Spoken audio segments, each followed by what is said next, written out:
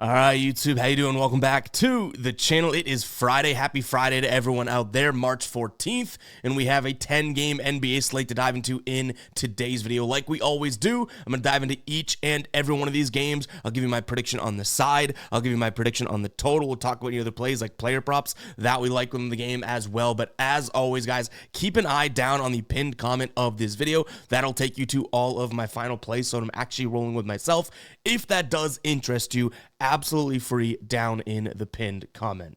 All right, YouTube, how you doing? Welcome back to the channel. I tell you guys I'm a dummy all the time. They don't suck. They've just been sucking. Get them down to -3, 4 more juice than Jose Canseco in his prime. Tell me you're new without telling me you're new. So don't go jumping down my throat in the comments, right? If you want to fade me, or if you do want to ride me, this still leaves a bad taste in my mouth, right? And remember, more chins, more wins. So that little scorcher we've been on comes to a little bit of a halt yesterday. We go 2-3 from a win-loss perspective. I guess from a, true units perspective, more like a 2-2, which is glass half full, view of this, because we had that Cam Johnson over 19.5 points plus assists and Cam Johnson over 2.5 assists. Both of those were just a quarter unit play. Everything else was a half unit. So more like a 2-2 night, but still those 3-0, 7-1, 4-1 type nights. Not one of those, right? But hopefully we can jump back on that train today. Hopefully, it is Friday. Let's have the vibes feeling pretty good for Friday here. But we had DeMar DeRozan over 21.5 points. That cashed. The same with Dame over 6.5 assists. That's smacked. Wizards team total, honestly, probably got a little greedy with that one, right? A couple days ago, we took the same exact play in the same exact matchup. That one was a no sweat. And this one, right from the jump, you're kind of like, oh, yeah. This isn't going in our direction. And then Cam Johnson, we did kind of have to sweat out there. But nonetheless, like I said, a 2-2, a little bit off the top money-wise day yesterday. In terms of our ride of the day, got to drop the womp womp, unfortunately, on OBJ. Malik Beasley over 14.5 points. He finishes with just 8. I still maintain it's a good matchup for him and a good look for him, which is why I jumped on board with Jay here. But he does not come through. I keep doing this today. I don't know, but maybe it means we will win. If you guys don't know what the ride of the day is, it's simple. Just use that hashtag ride of the day down in the comments, or use hashtag ROTD down in the comments. Same exact thing. I jump aboard with one person's play each and every day. Give you a shout out in the next video, win or loss. If you win, we continue to ride with your play. If you lose, like Jay did last night, you do get the shout out, which is good.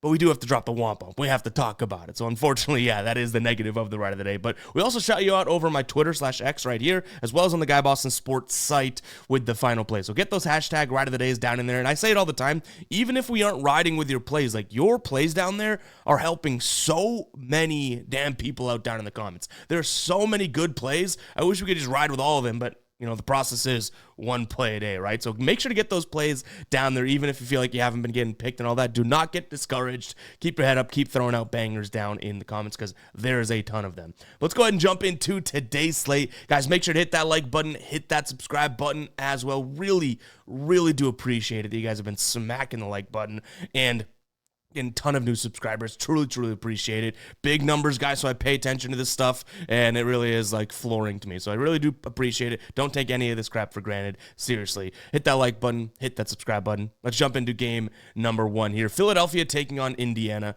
Right now, Philly getting 12.5 points at home. They are super injured, as they have been. Still going to be without Tyrese Maxey, Paul George, obviously Joel Embiid. Now you have Edwards and Drummond, the two guys down low. They're 4 and 5, listed as questionable in this one as well.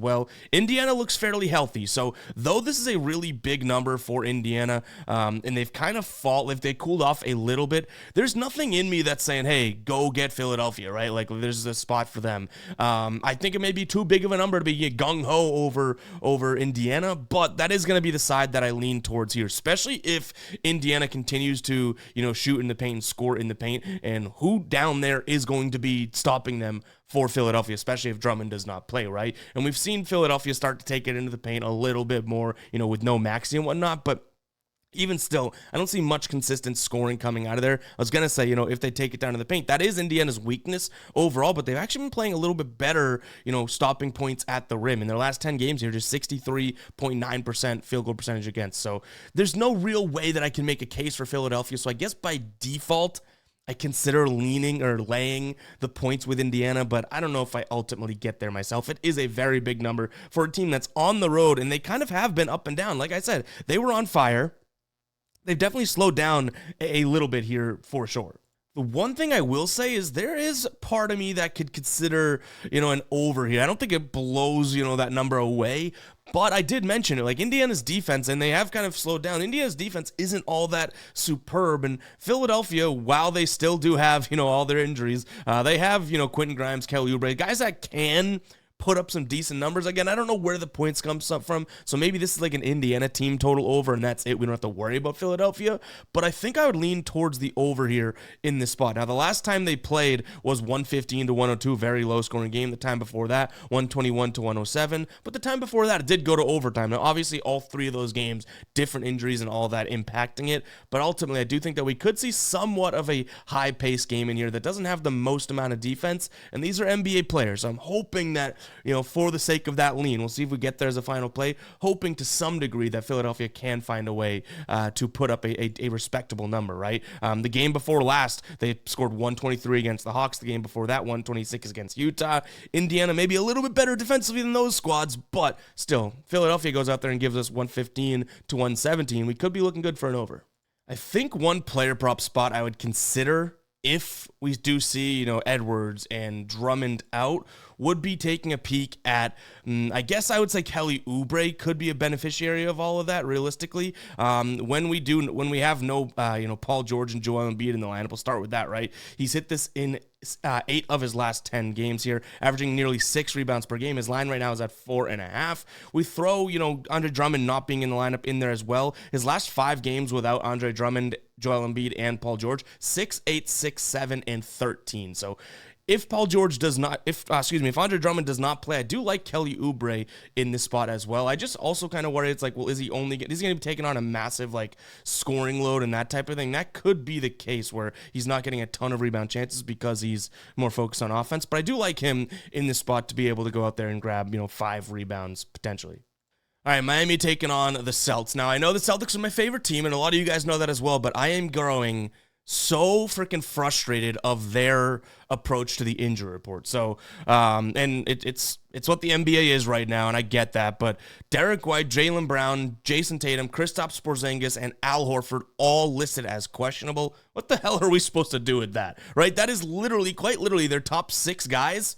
5 of them, Drew Holiday being the only one that's listed, as good to go. So if everyone plays, hell yeah, I don't mind the Celtics taking on Miami, in a spot in which the Celtics are coming off of a loss. They should be kind of fired up. I've even seen this drop to 7.5, but you know what that tells me, the line moving in that direction? That somebody isn't playing, and if it's Jason Tatum or Jaylen Brown, we got ourselves a problem, right? I think out of those two, obviously Jaylen Brown would be the one that I'd still be okay laying this number with, but I'd want Porzingis in there. I'd want to see Derek White in there, right? All of these injuries matter. One of them being out, I'm okay with it. I think the Celtics are that good of a team. 2 of them being out, 3 of them being out, hell, all of those guys potentially being out throws a wrench into things. So for now, I will lean towards the Celtics here as long as they are healthy, but we're going to have to wait that injury report out, and I'm sure once they get ruled in, or something like that, this line could potentially move, right? But ultimately, I think this comes down to the fact that this Heat team, I don't feel like I don't think that they're playing consistent basketball, and I know they're not playing consistent basketball, especially from the offensive side of things, right? Their last 5 games here, though they've played some good defenses, they've played some bad defenses in there as well. Their last 5 games, Cleveland, Minnesota, Chicago, Charlotte, and the Clippers, right? 3 decent defenses, a couple good ones, but definitely 2 bad ones in Chicago and Charlotte. Even though I shouldn't say that, I always give Charlotte their defensive credit. But nonetheless, the point is more for the offense, right? Even dating back before that, so their last 6 games, Washington being that most recent 6th one, 106, 107, 104, 109, 102, 104 in terms of their scoring.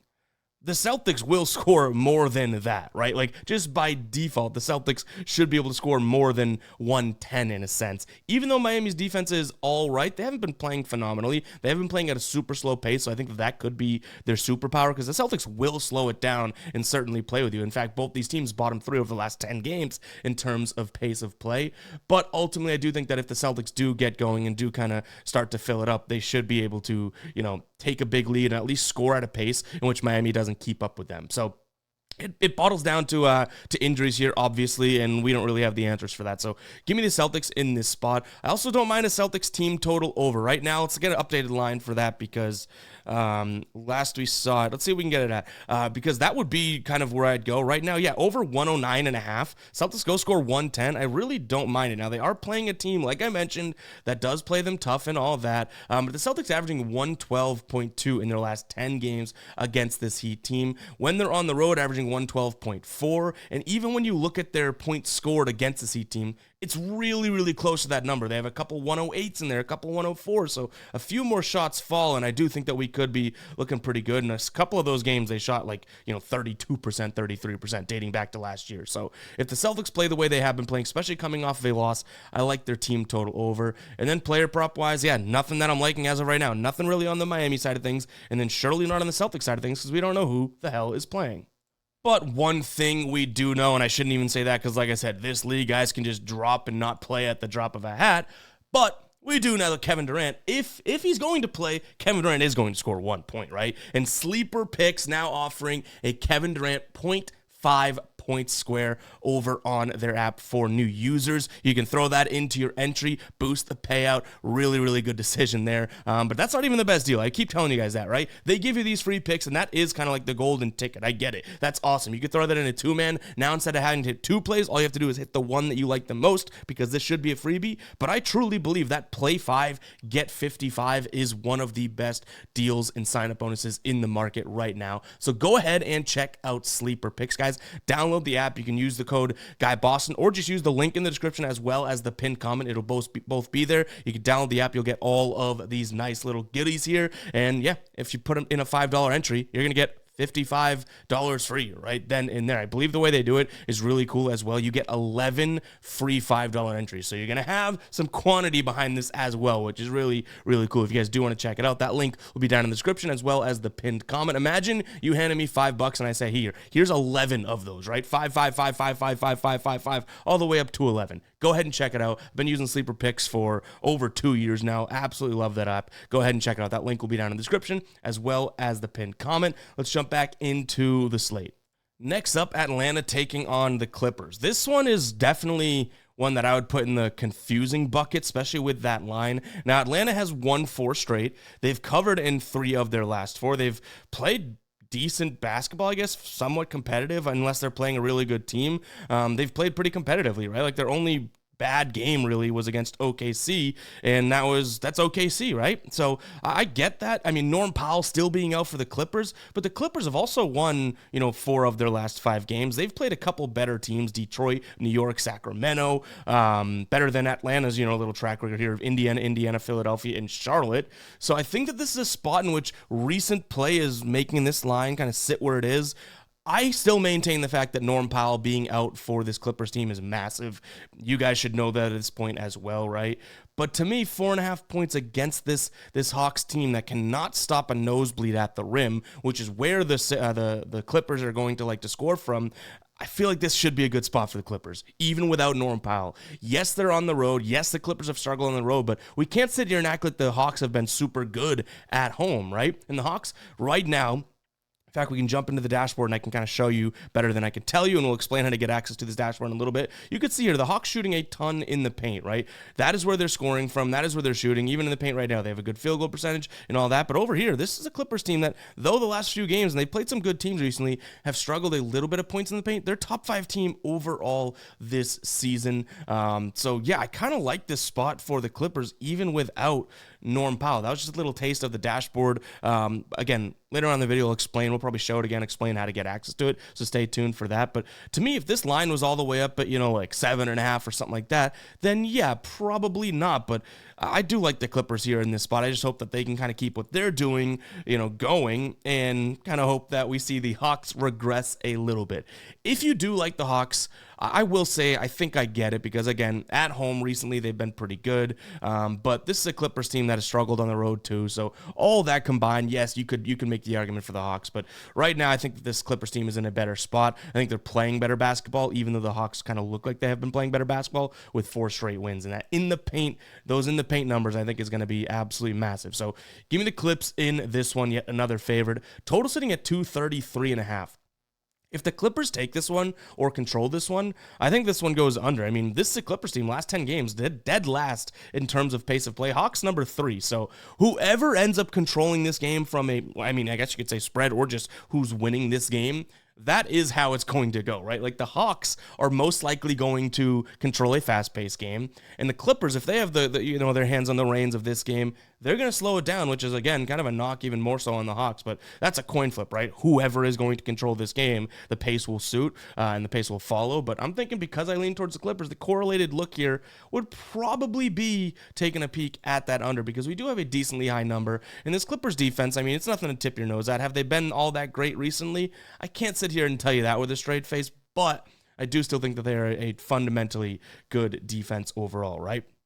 And in terms of where we'd go from a player prop perspective, I kind of like the idea of two things, or I guess the player in general. I like Chris Dunn, in I guess spot of Norm Powell and whatnot. If he gets the minutes here, I like his points. I like his points plus assists. Hell, I like his points, rebounds, and assists all combined here. Now, he's been pretty dodgy. I will admit that, but we're really going to be looking for minutes from him in this one. So if I want to say, Chris Dunn's going to go out there and get, let's say 29 minutes, which could be a decent amount to ask for. In his last 10 with 29 minutes, averaging 8.3 points per game. We look at it from a rebound perspective. He's been going off. He's been hitting that, points, rebounds, and assists perspective. He's hit that in 8 of his last 10 games here, averaging 18 points, rebounds, and assists. So yeah, it's kind of a weird one, but he does score a lot of his points via the cut and the pick and roll ball handler. That is where the Hawks struggle in both of those categories. So could be a good look for Chris Dunn tonight. I just don't know if he totally gets the usage, right? Like, though Norm Powell is out, I do understand that that's kind of what we put our thesis on for this one. James Harden, Kawhi Leonard, Zubac, they're all still playing, right? So it is a little dicey to kind of be heavily reliant on minutes and all that. But overall, I do still think that he's going to at least get a few shot attempts. So yeah, points, rebounds, and assists, or any mixing of the three stats there. I think I'm liking as of right now. But again, still kind of a question mark because it's a guy that's not going to have a ton of opportunity. He just should be able to make the most of his opportunity. That's a good way of putting it. All right, I think we have our first underdog lean here in this one. We've gone 3 games, like the favorite on all of them, but now we got the Spurs taking on Charlotte. And if you haven't heard, De'Aaron Fox now out for the season. So this Spurs situation went from bad to even worse. The one thing I will say is they do have some young guys like Castle, even if you want to throw Vassell in there, that will get even better with this added opportunity, right? I feel like that's kind of something that we saw DeJounte Murray and Derek White once kind of emerged from and get benefit out of, Kawhi being hurt and that type of thing. So, yes, we've seen the Spurs kind of do this before where their main guys get hurt and then guys kind of thrive and end up getting better. But Pop isn't there either. I think that's a big deal. And you have what I would consider a fairly healthy Charlotte team. Now, I'm going to sound the psycho alert alarm. Because last time we took Charlotte, we liked them, right? We actually literally made them a final play, +9 against the Hawks. They ended up losing by 13, which isn't terrible. They were covering at, I'd say they were covering for 40% of the game. But they did bonus. Now you have Charlotte against the San Antonio team that they're still going to play really, really fast, I would say, even without, De'Aaron Fox. And they do still have some guys, like I mentioned, Castle. They have, Harrison Barnes, Devin Vassell. There still is talent there. But I'm thinking that this Hornets team can kind of play some defense like they did to some degree for a lot of that game against the Hawks to keep this one close. So though it may be crazy, I sounded the psycho alert alarm, I do like Charlotte in this one. Now they're on the road. That stinks. But overall, if Charlotte is going to try and score in the paint, this is a San Antonio team that their defensive presence down there has dropped off a cliff since Wemby went out, obviously. And Charlotte, we know, though they don't do it a crazy amount, they will chuck threes, right? They do have a guy named LaMelo Ball, and this San Antonio team hasn't been all that great at preventing threes over the last few games here, last 10 games, in fact. So, yeah, I think there's angles to be made for Charlotte. Now, is it crazy to be liking Charlotte? Hell yeah, I already hit the psycho alert alarm, right? I'm sitting here telling you, I understand that you might think I'm a weirdo for rolling with Charlotte yet again after burning us, but the more and more I look at this, the more and more I'm having trouble wanting to even consider, the Spurs, and I think that says a lot. So, yeah, give me Charlotte in this one. I think that their defense hopefully can step up against a team that is now beaten and bruised even more. When we look at this from a total perspective, I would say, this game finishes right around the 228 number, so slight lean for me in this one towards the under, only by a couple points there. And then player props, not exactly all that interested in player props in this one. I think if we were to roll with anything here, it's probably Charlotte plus the points or nothing. All right, Houston taking on Dallas. Yet, obviously, another team that is just mega injured here in Dallas. I'll go through them really quickly, but if you don't know, Kyrie Irving is out for the year. Anthony Davis, Gafford, Hardy, Lively all out as well. And then you have Exum, Jones, Williams, Washington listed as questionable. Exum and Washington being starters, so definitely worthwhile keeping our eyes on there. Dallas coming off of a loss to San Antonio. We were on the right side of that one. We just didn't pull the trigger, but I like that spot. And then Houston coming through and beating Phoenix there, 111-104. Now, I think I want to start with another player prop here, and this could be a spot in which, maybe I'm thinking that I'm getting a little greedy and all that, but I still don't mind the idea of considering the look of, Jalen Green. I couldn't think of his name for a second. Jalen Green over in his assist. He cashed it for us last time out. I mean, we did have to sweat it a little bit here, but he has enough usage, and I think without Amen Thompson, who's not playing today, it's another good look. Now, again, are we getting too greedy? Quite possibly, but he cashed it without Amen Thompson and with Fred VanVleet. If you watch back that video a couple days ago when we made it a final play, I said I'm a little worried if Fred VanVleet plays, but you know what? We'll still roll with it, and I like the spot here again today. Even with VanVleet, he had a decent amount. I think he had like 9 or 10 potential assists, which is fine. We're only looking for him to get 4 assists here. He should have the usage. In his last 6-7 games against Dallas, he's hit the over in in 6 of those 7, averaging nearly 4.6 assists per game. So I think that's where I'd go kind of before anything else. Yeah, Houston's probably the side with all of those injuries, but it is a pretty big number. But Houston's playing some better basketball again, right? 4-0 in their last 4, both straight up and against the number. Now they're at home as well. I could see this being a nice spot for them, especially throwing the fact that last month Dallas beat Houston. Now, obviously, less injuries and whatnot, but maybe there's a little bad taste in their mouth, and they're thinking, all right, let's go smack this team around. Give me Houston here in this spot. I also would say that, if Houston wants to dominate in the paint, they should be able to here. Dallas's perimeter defense, I'll still give them a little bit of credit here, but, with no bigs and say PJ Washington doesn't even play, like, Houston should be able to absolutely dominate in the paint, which also kind of speaks to maybe an Alpi look, an Alpi Sengun look. That could be something that I consider as well. Throw in the fact that, you have Jalen Green potentially coming off pick and rolls with Sengun. Maybe we're looking at something there. A little pivot, too, if you want to target someone in the paint. I could see Jabari Smith also having a decent game, and he's going to have a way lower number. I think his number's at like 12.5 or something, compared to Sengun's, which is going to be high. So, yeah, that could be a look as well. Last 6 games against Dallas, Jabari Smith averaging 17.17, so 17.17 points per game. Maybe that is a look. Those 2 guys and also Jalen Green's assists. Keep an eye down on the pin comment to take you to the final plays to see if we do roll with that. Total-wise, I would say Dallas is in better shape if they slow things down. The problem is they are playing at a top 10 pace as of right now. I think Houston can play fast if they need them to. So I'm going to lean towards a slight over here. I think that this one's probably right around, the 227 to 229 mark. But maybe it's smarter to just say, okay, let's go out there and throw a Houston team total against the wall and hope it sticks. Because again, that's kind of the predominant thing that I'm thinking about in terms of how this game's going to go. Houston's going to be able to score at will in the paint, and Dallas aren't going to be a thing that they could do to stop them. So maybe if we look at like a Houston team total over 114.5, 115.5, something like that, I think I can get behind that, potentially even more than a full game total. All right, we got Cleveland taking on Memphis. Couple injuries to note here. So, Santi Aldama still out for Memphis, but now we may see Jaren Jackson Jr. back in action. He's questionable. DeAndre Hunter also listed as probable, and Donovan Mitchell is out. So, definitely some things to note there. We'll start with another player prop in this spot before we do get into the game. I do like, DeAndre Hunter, and I also like Max Strus in this game. Both of those guys should be in very good situations for the catch and shoot and the spot up, which is a way that you can kind of get to this Memphis defense. Normally, you'd say, okay, well, let's see what we can get, or not even normally. Guys that would normally take it into the paint, Memphis is pretty good at that. They're decent at stopping the isolation. Their points in the paint are fairly good, averaging their opponents at the rim right now in the last 10 games, 65.9%. So sure, I don't think guys are going to have the most success in the paint, but guys that can shoot, I think we could see some success. So I like the spot up, but I also don't mind, a Darius Garland look or something like that. My one kind of qualm, I guess I should say, with Darius Garland is the fact that, no Donovan Mitchell. We know that his points line is going to be crazy high, and I think it's at like 24.5 right now. So a little bit too high now it is. Without Donovan Mitchell, he's going to get a ton of shots, and without Donovan Mitchell this season, he's averaging nearly 27 points per game. So sure, you want to make that argument and say, hey, go get yours, Donovan, Darius. Yeah, I could get behind that. And honestly, that's still something that I would consider. But the reason I like those spot up guys more is because they're going to have lower lines and that type of thing. I still think that they'll have some volume. So yeah, 3 guys. We're going to go 1 through 3 on the starting lineup here. Garland, Strus, and DeAndre Hunter. Potential looks for their points and or threes. When it comes to a play in this one, it is tough because it's hard to like Cleveland without Donovan Mitchell, right? They've obviously been a really, really good team, but that is by far and away their best player. Will he be, in the future? Maybe not. I think this is an Evan Mobley team at some point.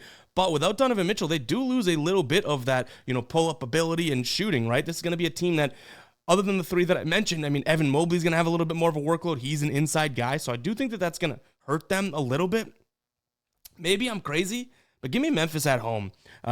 If Mitchell was playing, I think this line would be a hell of a lot different. I think I'd still even be comfortable with Cleveland. I think that they're a much better team, obviously, with him. That should not be breaking news to anyone out there. But it's tough for me to like them in this spot. And also, I think if Cleveland's trailing, it kind of correlates to what I was saying. Like, they may shoot a few more threes and jack a few more threes and spot up spots. So, spot up spots, that's tough to say. But yeah, give me Memphis here plus the points. I will throw out and totally acknowledge that, guys, if you like Cleveland in this game, it makes sense. I know I'm putting a lot of emphasis on Donovan Mitchell, which I think is the right move, but they're still a filthy team, and it's a 2-point spread. I'm not trying to talk you off of what you like by any means. Like, Memphis's interior offense still should be not that easy for them with, Mobley and Allen down there. So there are angles to get to Cleveland. I just don't think it's the side tonight. So I'm going to lean towards Memphis. I would throw the caveat in if we get a little asterisk, right? If Jaren Jackson Jr. plays. If not, I'd probably stay away from this one. I'd still probably lean Memphis, but I don't think it even has a chance of being a final play. In terms of what we have from a total, now this is, I think, is undoubtedly going to be a high-scoring game. Does it get up to 244.5? Cleveland's defense has been pretty damn good, and their offense has kind of been middle of the pack lately. Memphis's offense has been firing. Their defense has been okay. I'm going to trust that there's some defense in this one and lean towards an under 245.5 as well. So yeah, I'm sure there's going to be a lot of people out there today that are on Cleveland and like the over because there's so many good players in this game and that type of thing. But I guess not me today. You know what I mean? I don't know if this is the public side or whatnot. I have a feeling it's going to be a fairly split one. But yeah, I do like the under in this one. I think defense could show up. Minnesota taking on Orlando. I thought this would be a fairly good matchup, but, and I guess it's a big one. Look at that number, 10 points, right? So now you're looking at Minnesota, who, yeah, I could give them credit for playing some decent basketball, right? 7-3 straight up in their last 10. They're 6 straight into a win streak right now. They just smacked Denver. Jokic played in that one too, right? Like, they're playing some good basketball. Orlando, not really. I mean, they got that win against Milwaukee. I give them credit there. But New Orleans, they lose by, 20 to New Orleans? Or no, they beat New Orleans by 20, right? They lost by, who'd they just play recently that they lost by like 15 to? I'm not sure, but either way, it was a decent team, but one that they probably should have competed in a little bit more. The spread was pretty low. Was the Rockets? Someone like that. Someone in that lane of like good team hasn't been playing the best basketball. This is a huge number to look at from the Minnesota side of things, but now we have no Cole Anthony. So this team on the Orlando side of things just keeps getting hit with injury after injury after injury, making it tough to like them, right? So I do think that Minnesota probably wins this one, but I would say this is a potential look for something that we could throw into one of those slimy parlays that we do, where we probably get a little like I said, slimy, and knock this line down to like 1.5 or something like that. Throw it in with, I don't know, someone else that we like, maybe like Boston -1, something like that, and all of a sudden we have decent odds, not great odds, but decent odds for 2 good teams against 2 bad teams. That's kind of how I'd play this because, yes, like I said, Minnesota, they're playing some really, really good basketball. They did cover 2, they've covered this line technically in a few of their games if you just applied this line to their last. In fact, let's find that really quickly. Yeah, Minnesota, let's see. Minnesota, in their last 6 games, say you apply a 10-point line to them, they've covered that in 5 of them. So they are blowing teams out, quote unquote. I just feel like it's a little bit too big of a number against what I would consider still a decent defense on the Orlando side of things. Total, yeah, see, 10 points and the total being at 209 is a little worrisome. I would still look at, an over in this one. I do think that Minnesota's offense is kind of cruising. In fact, over this line in 10 straight games. No surprise there. They've been playing good basketball. So maybe a Minnesota look for team total or just the straight up over overall, because I do think 209 is a little bit too low. But let's get an updated number for that team total, because if you're more comfortable with that, I kind of sign off on that too. Yeah, over 108.5. That may be a look there for us overall. Last time they played them, they only had 104. And then last year, 106 and 113 in their meetings, meaning they're averaging 107.67. So over almost 108, which would be, right around that line of what we're looking at, right? You can get them again at 107.5, 108.5. So seems like it could be a good spot, especially for a red hot team. Player props, honestly, nothing like overwhelmingly jumping out to me in this one. Like I did say, and I know it kind of counters the idea of the team total over that I just threw up, but I do think that this Orlando defense still has some viability. I just don't know if they're going to be as good on the perimeter. So maybe any of those perimeter guys, whether it's Ant or, Dante, if he's playing, I think Mike Conley's back in the starting lineup, could be looks there, I would say overall.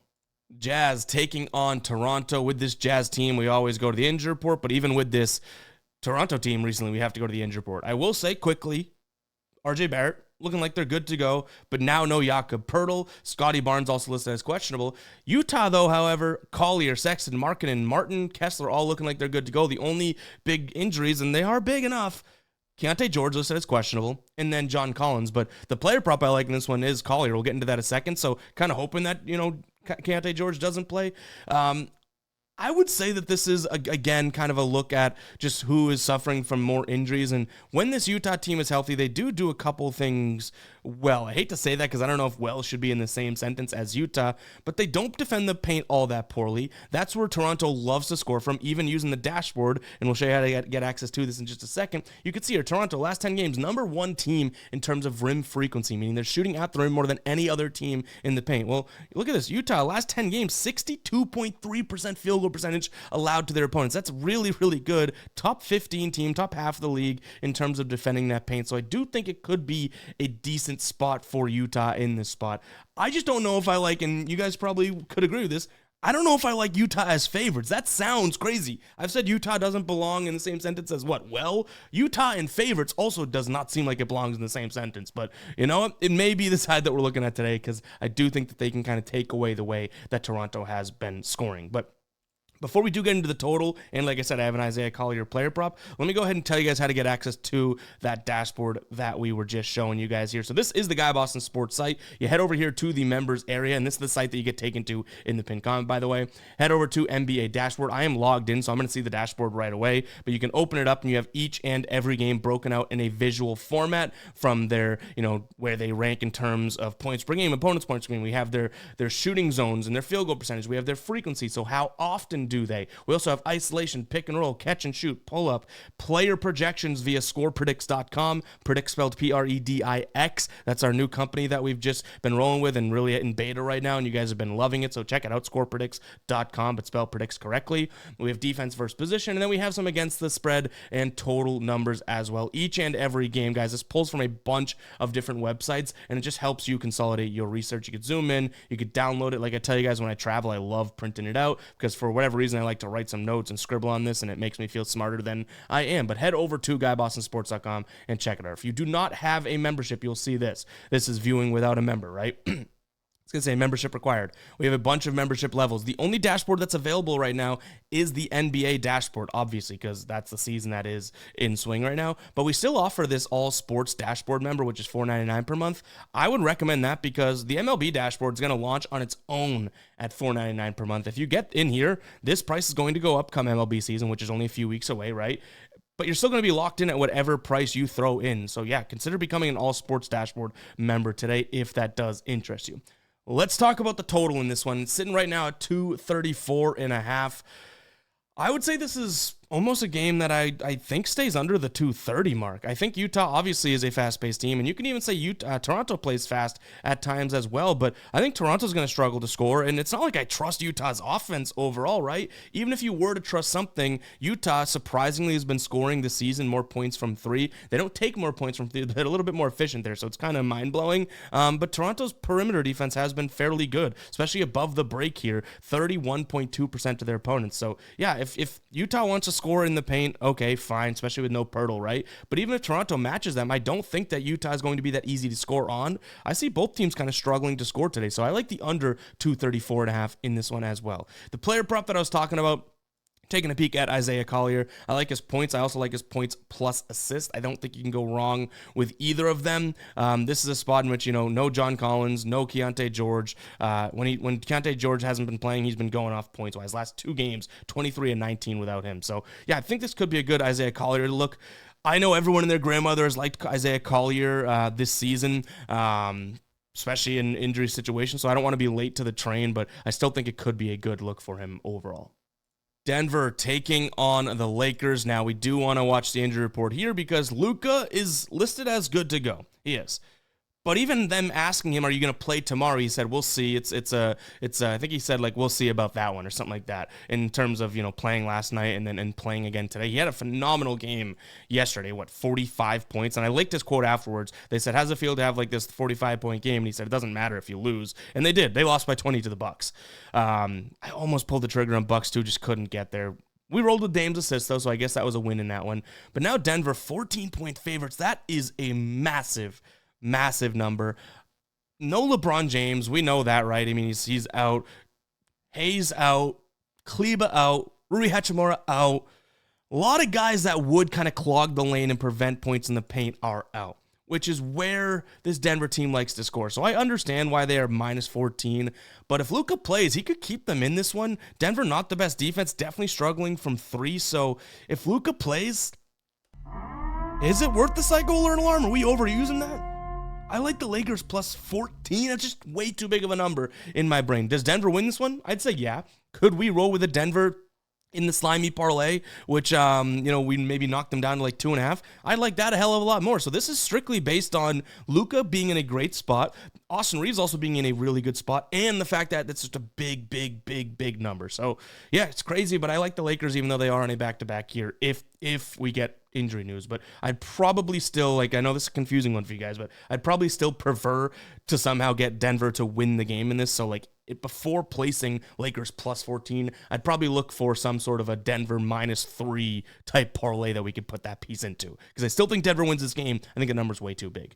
What we have from a total here, sitting at 230.5. Neither one of these teams all that fast. The Lakers playing super slow, but I do think Denver should be able to score on them, like I mentioned. So maybe a Denver team total look could be in play here. Maybe that's even the way to say, hey, maybe the Lakers do keep it close, but Denver gets theirs. That could be kind of a hybrid approach to it. Overall, though, this Denver defense has really struggled, so I don't think the Lakers are going to have all that ultimate time, tough time scoring. So maybe just a slight lean towards the over. Yeah, could be a little crazy, but I think this one finishes maybe around the 235-ish mark or something like that. Player props, is it too chalk to say this game fits Luka really well and this game fits Jokic really well? That's kind of where I'd go. But again, you just talk about taking two of the top 5 guys in the league and being like, I like their overs. Yeah, really insightful. Phoenix taking on Sacramento. Sacramento on the back-to-back here. In terms of injuries, Domantas Sabonis still going to wait on to see if he is going to play, so we'll definitely keep an eye on that. They're coming off of that loss to Golden State. Golden State smushed them. Phoenix coming off of a few losses as well. They've lost 7 of their last 10, meaning they've only won 3 of their last 10. So kind of a tough spot right here to like either one of these squads. I know I keep thinking that this Kings team is going to turn it around, and no Sabonis doesn't worry me all that much. But overall, we do have Phoenix, who's been shooting a ton in the mid-range. Sacramento's been very, very good. In fact, using the dashboard, you could see that, weirdly incredible at preventing points from the mid-range. That is 30.1. You can see here Phoenix. Obviously, with Durant and Booker, this shouldn't be surprising. Even Beal, right? They're number 2 in the league in the last 10 games in terms of frequency of shooting the mid-range.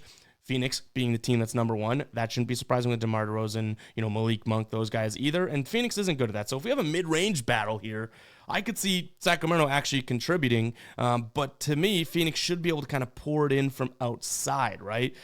Ultimately, I do still think that this Phoenix team struggles and seems to blow games. So I'm going to lean Sacramento. They are on a back-to-back, but Phoenix, in terms of rest situation here, having a rest advantage over their opponent, they've only covered in 50% of their games. They haven't played the best of basketball. So this is another one. I know I've mentioned it a couple times in the video, but if you do like Phoenix, I'm not trying to talk you off it. This can go both ways. I'm going to lean towards Sacramento here. I think DeMar DeRozan could have another good night as well with that mid-range in mind.